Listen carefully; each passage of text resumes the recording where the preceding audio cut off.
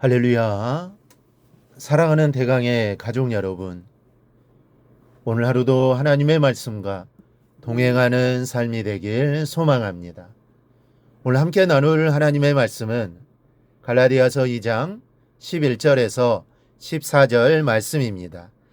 게바가 안디옥에 이르렀을 때 책망받을 일이 있기로 내가 그를 대면하여 책망하였노라. 야고보에게서 온 어떤 이들이 이르기 전에 게바가 이방인과 함께 먹다가 그들이 오매 그가 할례자들을 두려워하여 떠나 물러가매 남은 유대인들도 그와 같이 외식함으로 바나바도 그들의 외식에 유혹되었느니라. 그러므로 나는 그들이 복음의 진리를 따라 바르게 행하지 아니함을 보고 모든 자 앞에서 게바에게 이르되 내가 유대인으로서 이방인을 따르고 유대인답게 살지 아니하면서 어찌하여 억지로 이방인을 유대인답게 살게 하려느냐 하였노라. 아멘. 신앙생활에 있어 두 가지의 적이 있습니다. 첫 번째는 신앙을 추상화하는 것입니다. 곧 이 말은 하나님의 말씀을 추상적 진리로만 알고 있는 것일 뿐입니다. 즉 성경을 많이 알고 있는 것으로 신앙생활을 잘하는 것으로 생각하는 겁니다. 그리고 교회 오래 다니는 것으로 신앙생활의 척도를 삼는 것도 추상화하는 겁니다. 또한 직분으로 신앙의 정도를 구분하려는 행위도 마찬가지입니다.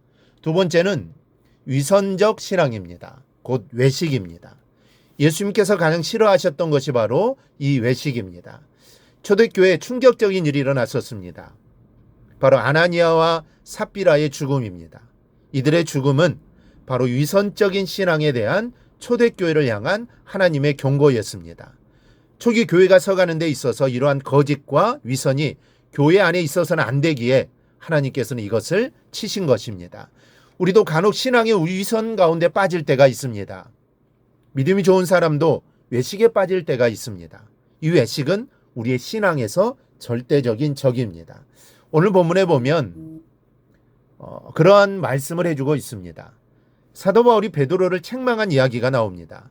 바울과 바나바가 안디옥에서 사역할 때 성령의 능력으로 많은 이방인들이 예수를 믿고 교회로 들어오게 됩니다. 이 소식을 듣고 베드로가 예루살렘에서부터 안디옥에 가게 됩니다. 안디옥에 온 베드로는 어느 날 이방인 형제의 집에서 이방 그리스도인들과 함께 식사를 하다가 예루살렘에서 온 형제들의 방문을 받게 됩니다. 이때 자신이 이방인의 집에 들어가 함께 식사하고 있다라는 사실에 이 놀란 베드로는 그 자리에서 슬쩍 일어나 물러갑니다. 이 모습을 보고 사도 바울이 베드로를 책망한 겁니다. 먼저는 믿음과 습관의 문제이기 때문입니다. 바울이 베드로를 책망한 것은 바로 믿음의 문제요, 습관의 문제였기 때문입니다. 물론 베드로의 믿음이 잘못됐다라는 것은 아닙니다. 베드로만큼 믿음에 대해 온전한 사도도 없습니다. 오순절날 그 예수 그리스도에 대해 설교할 때 3,000명이 회개하고 돌아왔습니다. 그리고 5,000명이 회개합니다. 사내들인 공의회에서 예수를 증거하지 말라는 공회원들의 압박에 하나님 앞에서 너희 말을 듣는 것이 옳으냐, 하나님 말씀을 듣는 것이 옳으냐 반문하며 복음 전파의 뜻을 굽히지 않던 베드로입니다. 하지만 아직도 베드로 안에서 이방인에 대한 자유함이 부족합니다. 그는 여전히 유대인으로서 유대적 사고를 갖고 있습니다. 그래서 자유하지 못하고 습관이 그대로 남아 무의식 중에 이방인 집에 들어온 것에 대한 부담을 가지고 그렇게 행동했던 겁니다. 우리 안에 옛사람이 남아있을 때 때로는 위선된 삶을 살게 됩니다. 때문에 옛자를 확실히 죽여야 합니다. 그리고 말씀으로 정립해야 합니다. 베드로는 유대인과 이방인에게 어떻게 복음을 적용하며 가야 할 것인가를 정리하지 못했습니다. 그러나 바울은 이것이 제대로 되어 있었습니다. 그래서 그는 이방인의 사도로 설 수 있었던 겁니다. 우리 안에도 말씀으로 하나님의 세계와 세상을 보는 훈련이 되어야 합니다. 그래야 할 때 우리는 세상에 나가 자유하며 능력 있게 복음을 전할 수 있습니다. 또 하나는 잘못된 영향력을 끼쳤기 때문입니다. 그리고 베드로의 외식은 바나바도 똑같은 행동을 하게 했습니다. 베드로가 그 자리를 떠나자 바나바도 그를 따라 나섰습니다. 이것은 한 사람의 영향력이 얼마나 큰가 하는 것을 보여주는 겁니다.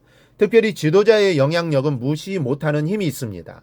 우리의 말과 행동이 다른 사람들에게 영향력을 끼친다는 것을 우리는 늘 의식해야 합니다. 사랑하는 성도 여러분, 지금 우리를 위협하는 적이 있음을 기억해야 합니다. 행동이 없고 지식으로만 머무는 신앙생활, 외식과 위선, 이것은 우리의 적입니다. 특별히 외식적인 신앙을 우리는 벗어던져야 합니다. 이것이 바로 성숙된 신앙입니다. 오늘 하루 기도하시면서 나의 이러한 외식과 위선적인 모습이 있었다면 주님께 내려놓고 기도하는 저와 여러분이 되기를 바랍니다. 그래야 정말 하나님께 칭찬받고 하나님의 일을 이루는 우리 모두가 되기를 축복합니다. 오늘 묵상한 말씀을 굳게 잡고 삶으로 실천하며 살아내는 대강의 모든 성도들이 되기를 축복합니다.